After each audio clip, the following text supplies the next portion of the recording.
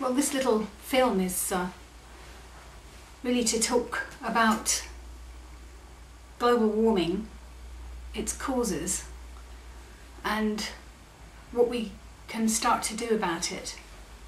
And I wanted to start really with some headlines, which is that global warming is happening 3 times faster than previously predicted. And the G8 summit that took place a couple of weeks ago in Germany was actually a forum for the prevention of action on climate change.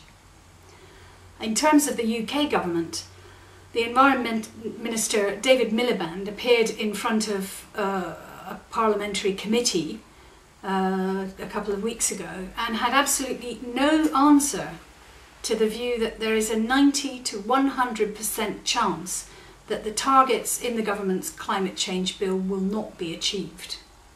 And that's what the Tyndall Committee on Climate Change, the Tyndall Centre, told the committee. And they said that unless something changes, UK planners should be told to start preparing for serious and potentially catastrophic impacts.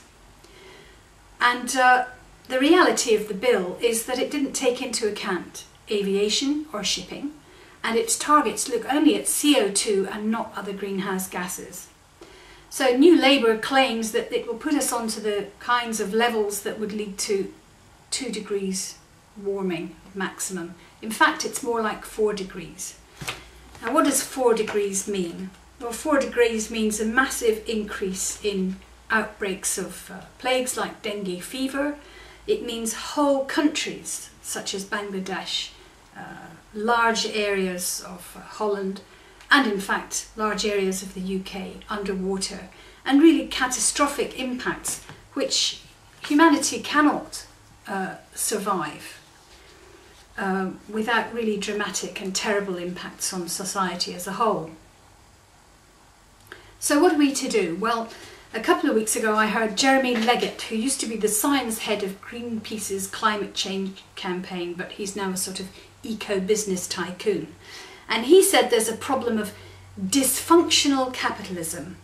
But in reality, capitalism is functioning absolutely correctly within its own parameters, focusing solely on generating profits at the risk of humanity's future.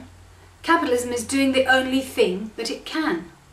And as we in A World to Win explained in our book Running a Temperature, which some of you may have read, and I hope that you will all read at some point, capitalist globalization has created a holistic system which over the past 30 years has rapidly drawn every corner of the planet and every area of human activity, including formerly public ventures such as transport and health, into a market with profit as its sole purpose.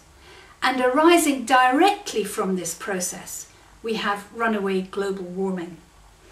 And this is important because the view that we have dysfunctional capitalism is held by most of the mainstream green movement, people like Jonathan Porritt, Al Gore, the Climate Change Campaign, and so on.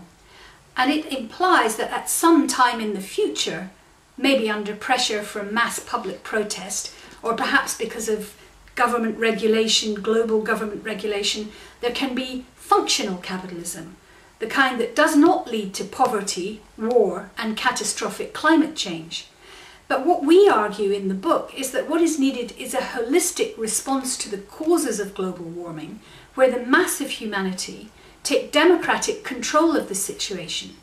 And we argue that the technology and communication system exist to do it, provided they're liberated from the profit motive. Because at present, what all governments are trying to do is to force our concerns about climate change back in on themselves, back inside our own 4 walls. There's a massive government propaganda at the moment about us having to tackle our own carbon footprint. But in the UK at present, it is only individuals who are taking action. The Office of National Statistics says there was a 0.8% rise in emissions from the non-household sector between 2004 and 2005. This was driven by Air transport 9.9% up, communications 4.4%, and construction 3.5%. But these increases were offset by a drop in household emissions, which fell by 2.9%, mainly because of a cut in household use of fuel. The problem is that household emissions amount to just 21.3% of all the total emissions, and the non-household sector, where there was an increase, not a reduction, is 78.7% of the total. So we are cutting back, while for the capitalist corporations, it's business as usual. We're threatened with fines if we don't recycle. But a Sunday Times investigation recently found that thousands of tonnes of recycled stuff is being sent to landfill. Legally required to collect recycled rubbish, but with no additional funding, councils are failing to sort it properly. So the companies who make money from recycling, say aluminium, can't sort out cans from the other stuff sent to them and still make a profit. So they send it all to landfill and import recycled cans from the Netherlands instead. So the other end of the process, which we so carefully begin, is left to the market to complete. And if it isn't profitable, it is simply abandoned. And this is the core of the problem. This challenge, this urgent challenge to control emissions, cannot be left to the market. Each day a new global company claims to be going green. Jeremy Leggett, in his talk that I heard, stressed how the guys at Walmart are really sincere about it, even if they are the worst employers and the most ruthless capitalists on the planet. It is, of course, quite possible for capitalism to stir a little greenwash into the marketing mix, or introduce some profitable new green lines, or even trade in new and profitable commodities such as carbon. But the majority of these companies are buying into the cheapest schemes established under the Kyoto Clean Development Mechanism. And a report last week showed that 1/3 of the reduction schemes registered to the CDM in India are commercial ventures which do not produce any cut in greenhouse gases. In South Africa, a global energy company has built a gas pipeline, very profitable, and registered it as an emissions reduction scheme. In Brazil, a pig iron company registered a scheme on the basis that if it didn't get the money, it would adopt an even dirtier process than the one it had already. As the Guardian's headline on this said, "Huge profits, little carbon saved." At a transition town meeting in Luz that I attended, we were all given a kind of psychological counselling to help us break our addiction to oil. But this is nonsense. We are not in charge of the processes that are wasting precious oil.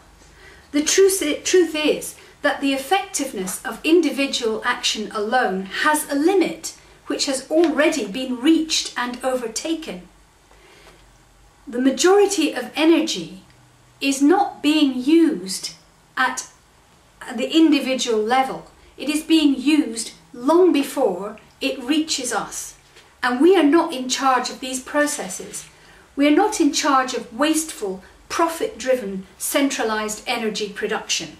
We are not in charge of producing cheap goods that expire in a couple of years and must be replaced.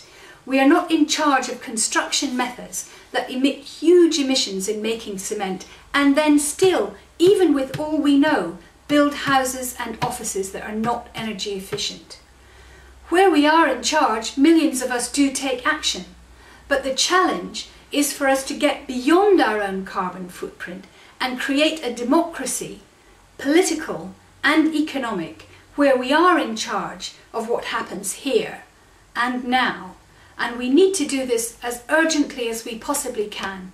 And that's why I would urge everyone to visit the World to Win website, www.aworldtowin.net, and join us in getting the urgent action that's required to have an action plan to tackle climate change.